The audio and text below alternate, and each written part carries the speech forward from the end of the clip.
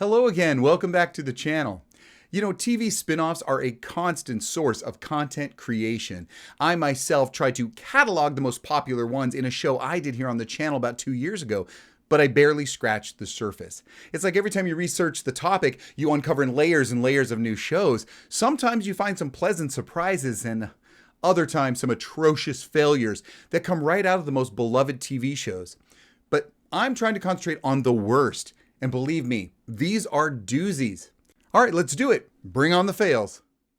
I'm Victor, and straight out of the Gen Experience, those good-intentioned but god-awful money grabs to capitalize on popular television shows with a spin-off.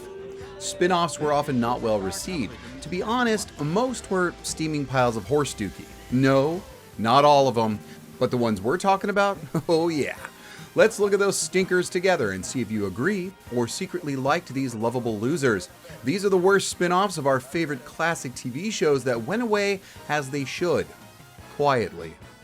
Let's dive right into this travesty because frankly, you all expect it. While it may not hold the record for the shortest spin-off with 17 episodes over 2 abbreviated seasons, it's well known for being, well, crap. The producers made a go at moving Joni and Chachi from Happy Days to Chicago to start a singing career. Chachi's mother, played by Ellen Travolta, goes along after marrying Al, who leaves Arnold's Drive-In to open Del Vecchio's in the Windy City, where the titular twosome can perform with their band, made up almost entirely of Chachi's cousins. Cop Rock was still years off, and Glee seemed impossible, but Joni and Chachi took a chance with TV musicals, when the only other show that offered the main characters breaking into song as part of the narrative was The Monkees. But that one worked. Singing in every episode, Joni and Chachi managed to sell some records and play up the fictional romance that I'm sure some love-starved viewers ate up, especially after reading articles in Tiger Beat magazine. Gary Marshall was not known for accurate period pieces, so although this show and the show it splintered from took place in the mid-60s, viewers could not be blamed for thinking it was the modern day of 1982. When it should have been an era of Beatlemania, it felt more like Bee Gees fever. This wouldn't be the last time anachronisms made their way onto a Gary Marshall set. But the cast time traveled back to the 60s after getting canceled and rejoined the Milwaukee-based Happy Days. Now, if they had moved Jessica Walters to the main cast, I bet it would have lasted forever. Who doesn't love her? And I don't believe for a minute that their cancellation was being pitted against Thursday night's Magnum PI. No, I just think Joni Loves Chachi didn't hit the right notes. An apathetic and intimately challenged lazy husband and his sexually frustrated social climbing wife move to an affluent neighborhood where she tries desperately to fit in. It doesn't seem too far-fetched for an 80s sitcom, there have been worse, but sometimes characters like this work better in supporting roles than leading their own show, especially when they play opposite the scenery-chewing Jeffrey Tambor. And yes, we all love Jeffrey Tambor, but his character and his personality were simply grating. Sadly, Norman Fell and Audra Lindley, who had made the Ropers so famous and loved on Three's Company, didn't bring the same chemistry to their spin-off in 1979. Surprisingly, lasting longer than one season, the show was done dirty when it was moved from the respectable ratings on Tuesday night to the death knell of Saturdays. And then it was over. To add insult to injury, even with a contract stipulating the couple could return to their parent show if it didn't work out in a year, waiting just 1 month over that deadline, the producers suspiciously made the decision to cancel. Why would they want 2 landlords back when they had Don Knotts, who was doing great on the show, and the producers only needed to pay 1 salary, not 2? That left Fell and Lindley high and dry. Hollywood is not for the squeamish. However, this does not dampen the spirit of Helen, who lives on with the new Mrs. Roper Romp, an event to honor her place in history with fun and games and often a good cause. At least the spin-off didn't sour their legacy. Now this one is just sad, but you don't need tissues unless of course you feel bad for Matt LeBlanc. But after Friends, how bad could you feel for that guy? He was spinning off before Friends and even after with his show Joey. But long ago, on a new network far removed from what it is today, there lived a couple, married with children. That show was a hit, and the parent company Fox wanted more. So they did whatever they could to create spin-offs of this absolute irreverent entry to television that was perfect for those of us growing up Gen X. Backdoor pilots were ordered. The clunky titled Radio Free Tremaine, Enemies, and Top of the Heap. It was this last one that was picked up for series in 1991, but before you give it any congratulations, it only lasted 7 episodes. And then, because the universe makes no sense sometimes, that show itself spun off in 1992 with Vinny and Bobby, a retool of the original Top of the Heap, still with Matt's Vinny, and still only 7 episodes.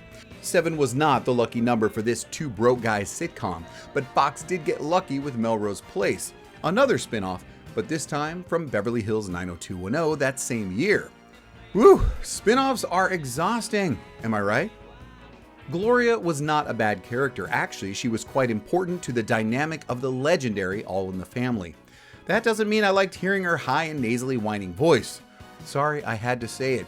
Gloria partnered with her husband, the great Rob Reiner, as Meathead, the foil for her crazy bastard of a father, Archie. Although the dynamics in the family did change as the show went on, I don't think there was enough love for this character to go solo and garner a surefire success. But they tried, and Gloria was born. The main premise was a silly sitcom claptrap. The original All in the Family and all its successful spin-offs were not only hysterical, but more often than not social parodies. Maude and the Jeffersons both did that in their own way. Even the Maude spin-off Good Times kept the tradition alive. Gloria should have been more real in depicting life as a single mother, balancing a new job and her child while dealing with an ex-husband. Instead, it was standard sitcom fare about a mom working at the vet's office and all the shenanigans they get into. What fun! Cancelled. But the 80s, they were changing the TV landscape. But you know what, Joey? We'll be okay. Alright, you might want to open an Excel spreadsheet or be prepared to make a flow chart because the famous spin-off of Love American Style, Happy Days, spun off one stinker that only convolutes the legacy of the beloved sitcom. Blansky's beauties open a Pandora's box of confusion that you're really going to have to pay attention to. Nancy Walker, fresh from Rhoda, played Nancy Blansky. Cute. A cousin of Mr. C we have never heard of or seen before the backdoor pilot episode. And also never again afterwards. A week after showing up in Milwaukee, she's in Las Vegas as the den mother of a group of showgirls in the Oasis Hotel and Casino. Other than Walker and the dancing girls, her nephews shared the rent in the apartment and the spotlight. Eddie Mecca, doing the rare double duty as both Joey DeLuca on Blansky's, while continuing his role as Joey's cousin Carmine Ragusa on Laverne and Shirley. Pretty insane. I see they made an effort to alter his looks. Now, Joey's brother, Tony, introduces Scott Baio to the Happy Days universe, not his last role or show for Gary Marshall. Pat Morita, he was Arnold on Happy Days. Well, he tags along with Nancy after leaving his drive-in on the show to Al Del Vecchio. Confused yet? To top it all off, just like he'll do with Chachi 5 years later, Marshall transports the Blansky cast 17 years into the future. From the mid-60s of their pilot episode on Happy Days, Nancy's Blansky's takes place in Vegas of 1977. No one's gonna notice, right? Why are we surprised when this same show brought us the incredible success of Robin Williams' Alien with Mork and Mindy? No one saw that coming. Happy Days and all of its spin-offs wins the most convoluted award. The premise of a den mother of Las Vegas showgirls seems to have some legs, but they just couldn't get them off the ground. Well, not for more than 4 months at least. And although Scott Baio moved over to Happy Days as Chachi, Arnold never went back to the drive-in after this cancellation. He became a spin-off of Welcome Back, Kotter in a show called Mr. T and Tina. Only 5 episodes. I'm not sure which name was worse, Cooter or Enos. Either way, after the 3rd episode of the 3rd season of Dukes of Hazzard, someone smoking something thought that Enos's character from Hazzard County would make a terrific cop in LA. Yeah, LA. It was only after Enos does an incredible yet bumbling job capturing 2 dangerous criminals, he leaves his parent show, invited to join the LAPD in a special force. I wonder what they mean by special. Enos fights crimes and has slapstick adventures with his streetwise partner Turk, played by Samuel Wright. On those prints, but we found some more information on that van. It was stolen. Sound familiar? No? Let me give you a hint. Will you get your head out of the clouds and back in the water where it belongs? Ariel, listen to me. The human world, it's a mess. Yeah, that's Samuel Wright.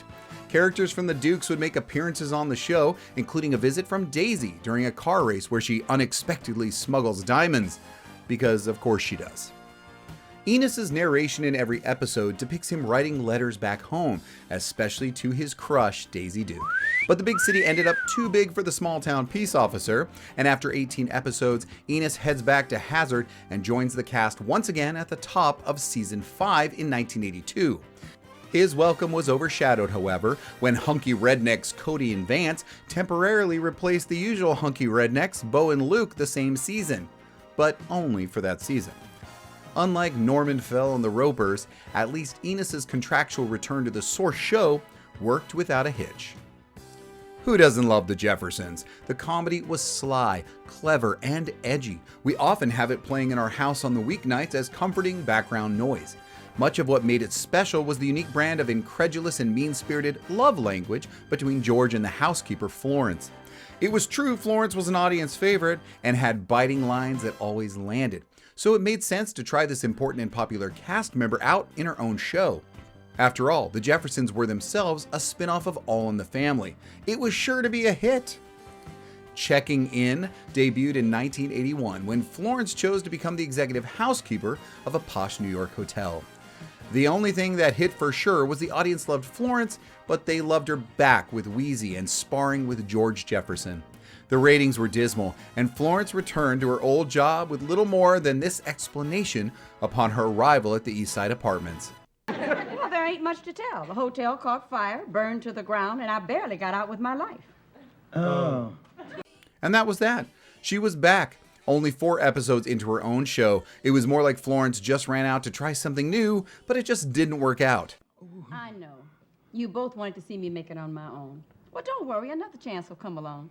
I believe the Lord has a plan for everyone. I guess mine is just marked top secret.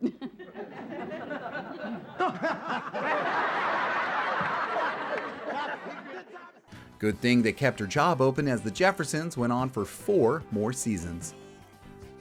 You never know a good thing until it's gone.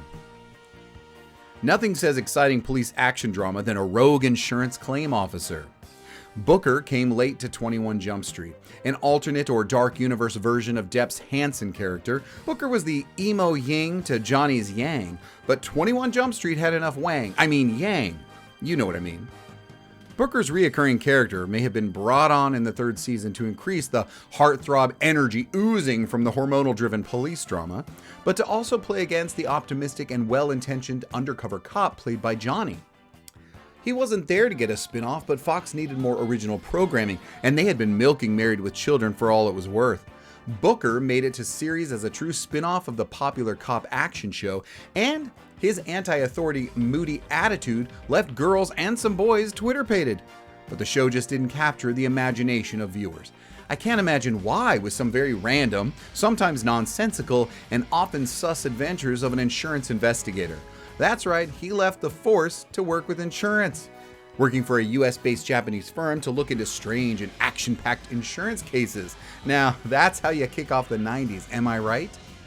Booker was joined by Lori Pettit when she replaced another actress halfway through the first and only season. These two could not crack the code, and Richard Grieco and Booker vanished into obscurity, which is probably for the best. I remember watching it in 1989, hoping for that Jump Street magic formula, and getting robbed. But as the show was canceled, no charges were filed. This one was new to me, and one of those that was born of a backdoor pilot episode and not based on a reoccurring storyline or favorite character. Shows like Living Dolls is like TV archaeology when you discover just how long someone like Leah Remini has been a working actress in the entertainment industry without even knowing it.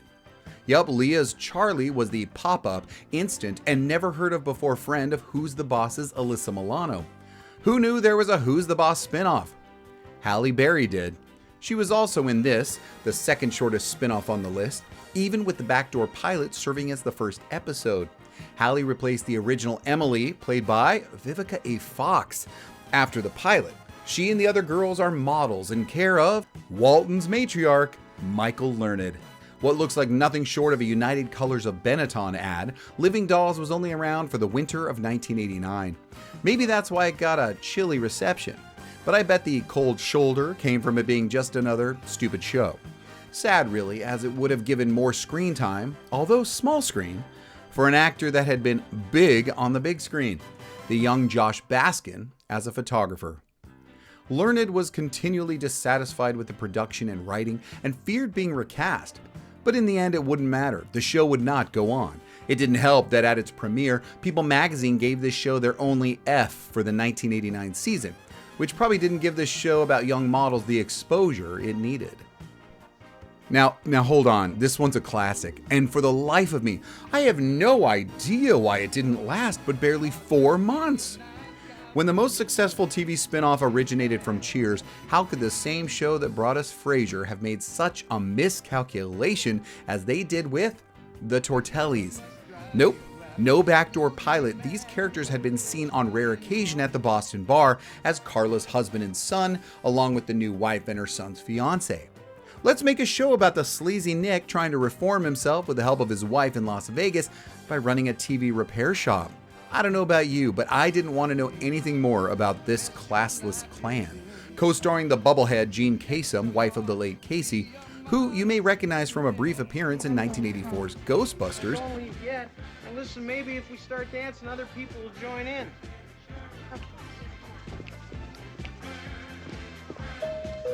Hey, who brought the dog?